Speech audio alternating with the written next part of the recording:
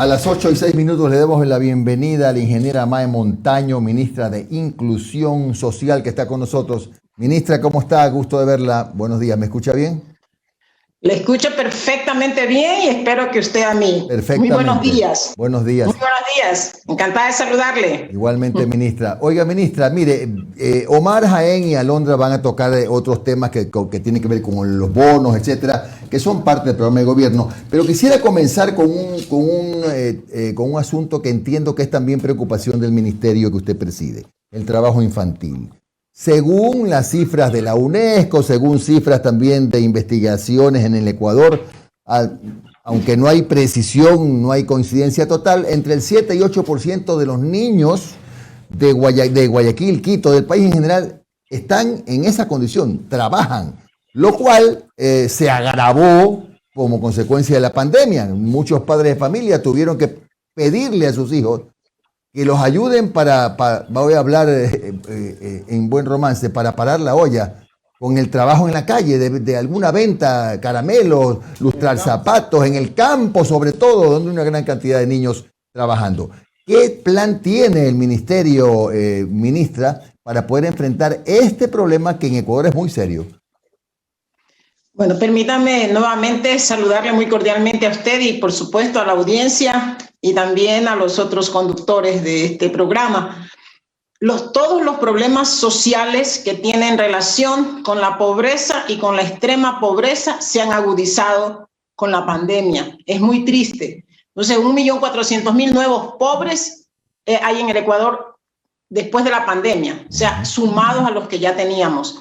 Y por supuesto, los grupos vulnerables siempre son más afectados. Y un grupo vulnerable siempre son los niños y niñas. Empujados por la pobreza, por la extrema pobreza, tienen que salir a las calles, tienen que ir a las plazas, a los mercados, pero también en actividades realmente peligrosas como la minería. Ahí también encontramos niños, minerías, en la pesca, en distintas actividades. El MIES en realidad sí tiene un programa de erradicación del trabajo infantil, lo tiene desde hace varios años. Tiene un programa sostenido que dura 18 meses y es un trabajo que se hace básicamente entre el MIES y los cooperantes, que generalmente son fundaciones, organizaciones de la sociedad civil y por supuesto en una alianza muy, muy cercana con los GATS, llámese prefecturas, municipios y juntas parroquiales. O sea, tienen que haber esta confluencia de la institucionalidad pública, en este caso el MIES y otras instancias del poder público. Debe participar el Ministerio de Educación, por supuesto, el Ministerio de Trabajo y esta alianza que es público-privada, si cabe el término, con fundaciones de la sociedad civil y con los gobiernos descentralizados. Este programa ha sido exitoso, pero por supuesto la cobertura del programa, que en este momento tiene alrededor de 13.000 niños y niñas, todavía sigue siendo insuficiente. O sea que hay que no solamente duplicar, sino que multiplicar por varias veces esta capacidad de protección que tiene el Estado y de inclusión de estos niños y niñas y sus familias, porque aquí el trabajo conjunto, los niños y las niñas, pero básicamente sus padres, los padres en menor cantidad, pero básicamente las madres, porque son las mujeres jefas de hogar, las madres solteras, las que se ven más afectadas. Como siempre, los problemas sociales tienen rostro de mujer y por eso nos preocupa más. Así que el MIES viene haciendo esta acción súper exitosa como programa, porque el resultado es que los niños y niñas y las familias que superan esta condición y esta problemática no vuelven. Claro. Entonces, hay que multiplicar los esfuerzos. Ministra, a ver, sí, yo coincido con usted en que es insuficiente, ¿no? Usted habla de 13.000 niños y en realidad sí, la cifra amerita una ampliación de la cobertura, porque según estas mismas estadísticas, que no son precisas, hay más de 28.000 niños en Quito en condición de calle, trabajando, y 30 y pico mil en Guayaquil. Solamente en las dos ciudades ya hay como 60.000 niños. Creo que se queda corta la cifra, pero en fin, Perdón, ¿Sí? a nivel del país, o sea, no solamente el problema es en las grandes ciudades, también en la zona rural y, como le decía, en otras actividades peligrosas, súper peligrosas para los niños y para las niñas. Se supone que es alrededor de 400.000. Estamos cerca de 400.000 niños, 379.000, o sea, cerca de 400.000 niños, que es demasiado porque son niños sin futuro, niños que están expuestos a violaciones, agresiones físicas, agresiones psicológicas, agresión moral y una afectación a su desarrollo, porque generalmente no estudian. Son niños que deberían estar gozando su derecho a jugar, a compartir con otros niños. O sea, estamos afectando su desarrollo integral. Y niños que están tentados al cigarrillo, al licor, a las drogas. Niños. A las drogas. A las redes, efectivamente. Las redes delincuenciales. Pero dígame, ministra, ¿cómo va a ser usted con un presupuesto que seguramente es muy limitado por la pandemia, por la crisis fiscal? Imagino que el presupuesto del MIES debe ser pequeño. ¿Cómo puede trabajar así? El presupuesto del MIES, de manera general, yo no diría que es pequeño. Alrededor, para hablar con cifras redondas, 1.600 millones de dólares no es una cifra pequeña. Es que ahí están los bonos incluidos, pues. Exacto. Sin embargo, exactamente. Usted, mi estimado Jimmy, usted se las conoce todas. Entonces, 1.200. O sea que a usted le tengo que decir la plena, porque si no, usted aquí... Claro, es que los bonos son los que inflan ese presupuesto, lógico. Sí, en este momento 1.200 millones de dólares son para cubrir las transferencias monetarias conocidas como bonos. Ese es el peso y no lo podemos reducir, y menos en estas circunstancias. Imposible, claro. Bueno, continúa Omar Jaén.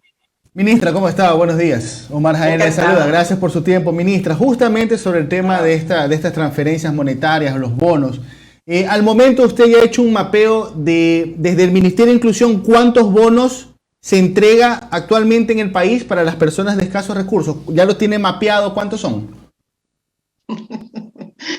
Indudablemente. A ver, ¿cuántos son, disculpe, ministra? Tenemos 1.400.000 beneficiarios del bono actualmente. 1.400 millones entre el bono de desarrollo humano, todos los bonos, diversos bonos que hay para las personas con discapacidades.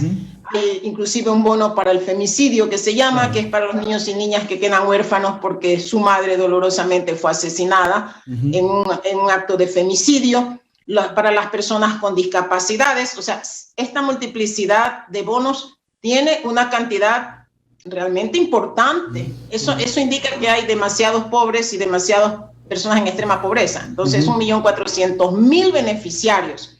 ¿Por qué estamos hablando de, en este momento, ampliar la cobertura? Si el plan antes de la pandemia era depurar el registro social, hacer más eficiente el bono y conseguir que muchas de las personas, que son la mayoría, que sí están en capacidad o de emplearse nuevamente, de encontrar un empleo o de empezar un pequeño emprendimiento, salieran del registro social, para que fuera mucho más fácil para el Estado sobrellevar esta carga financiera o económica, como le queramos llamar. Sin embargo, la pandemia agravó la situación de los ecuatorianos, o sea que sería realmente indolente e inhumano en este momento decir que vamos a disminuir el número de beneficiarios. No hay cómo, porque la pandemia más bien empujó a la gente de clase media emergente, a los obreros, a los trabajadores y hasta a los profesionales que con su esfuerzo habían logrado salir de la pobreza, ahora fueron empujados nuevamente. Así que el Estado tiene que hacer un sobreesfuerzo, si cabe el término, para ir en auxilio de nuevos beneficiarios, que estamos hablando de alrededor de 400.000 nuevas familias que tienen que ser incorporados al bono Prospera. Es necesario, es indispensable, el mundo lo está haciendo así. Los países desarrollados están yendo en auxilio de sus ciudadanos que han sido más afectados. Así que estamos obligados a hacerlo, el Estado tiene que hacer un esfuerzo grande y dar la mano a nuevas familias que esperamos que en una transitoriedad, en un tiempo limitado, estemos hablando de estas familias salieron de la pobreza. Pero en este momento... Ministra, justamente es que aquí hemos recibido durante muchos meses varias personas que denuncian que durante el gobierno de Lenín Moreno se les excluyó de este listado, sobre todo en esos momentos en donde Richard Martínez y otros ministros vinieron con esa ola de austeridad y toda la cuestión.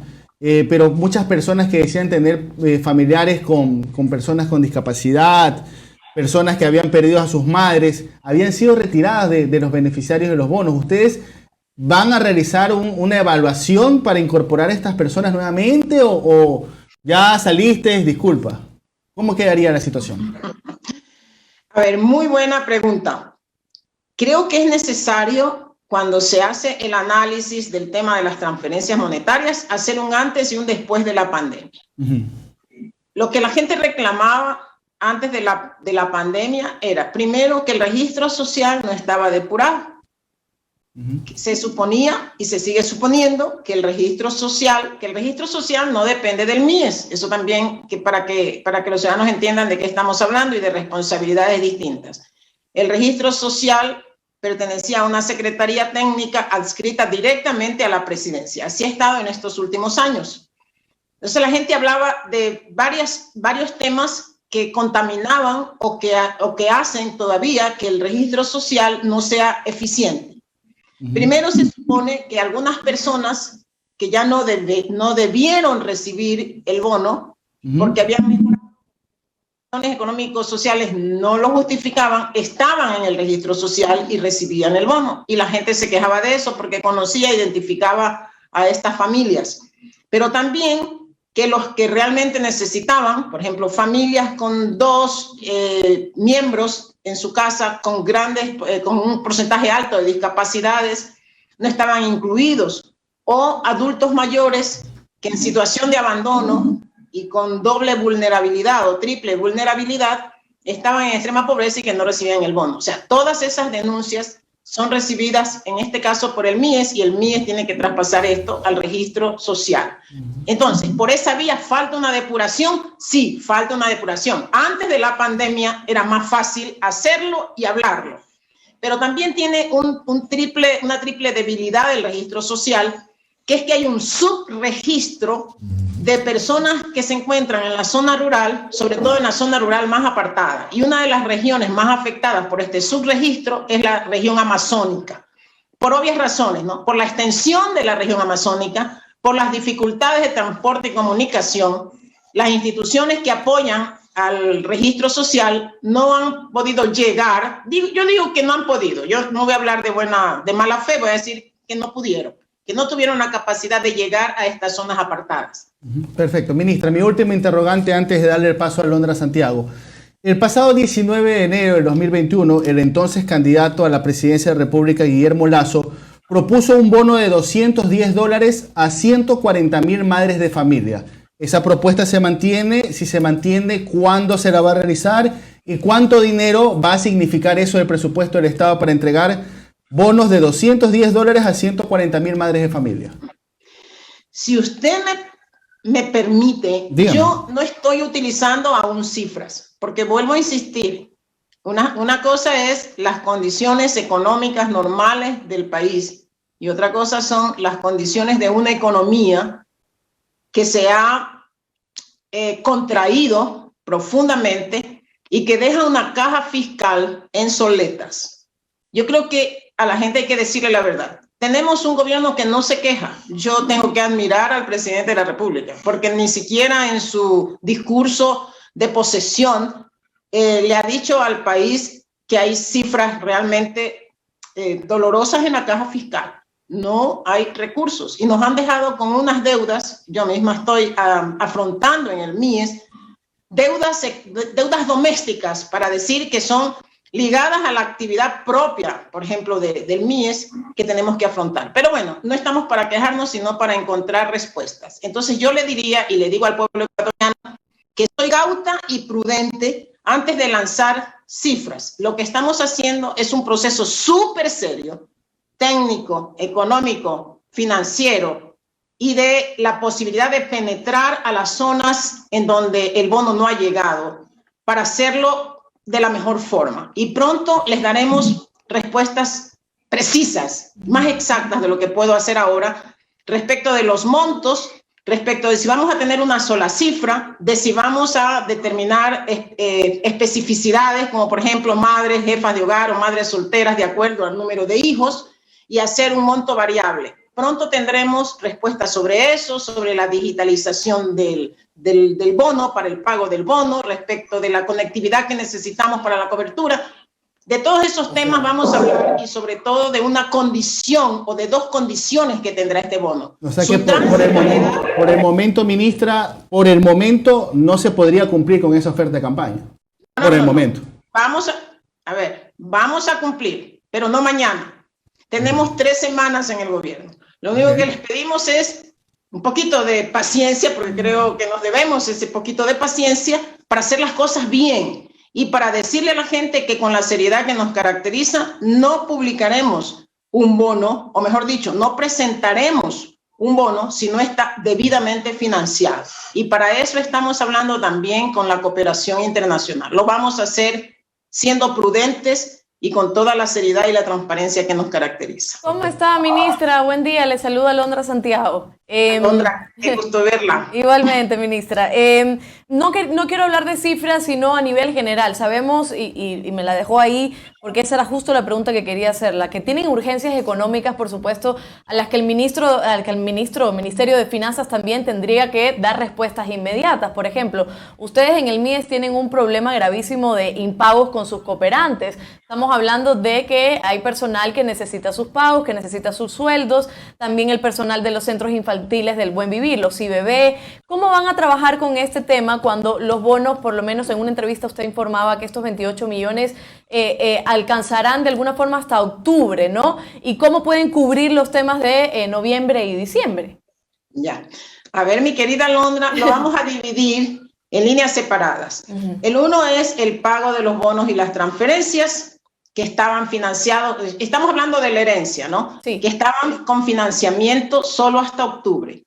Yo llegué, porque me enteré en la etapa de transición, y como digo, hemos llegado a afrontar esos problemas, esas alertas. Entonces, la primera alerta es: las transferencias monetarias o bonos no pueden detenerse, porque la gente sabe que en este momento vive de eso, no puede detenerse. Así que llegamos inmediatamente a afrontar la problemática, a buscar unos 300 millones de dólares, porque no es poca plata la que se necesita para estas transferencias, y en este momento le podemos decir a los ecuatorianos que está resuelto el problema. Tenemos cubierto el financiamiento de los bonos hasta diciembre, ahí no tenemos ningún inconveniente. Vamos con la deuda.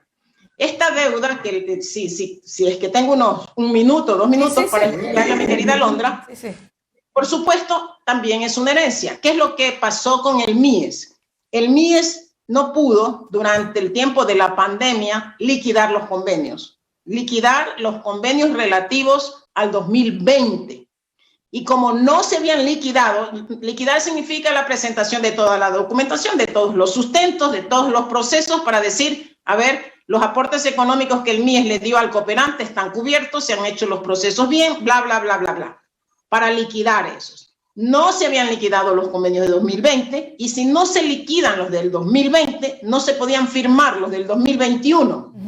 Con esa problemática nos encontramos nosotros.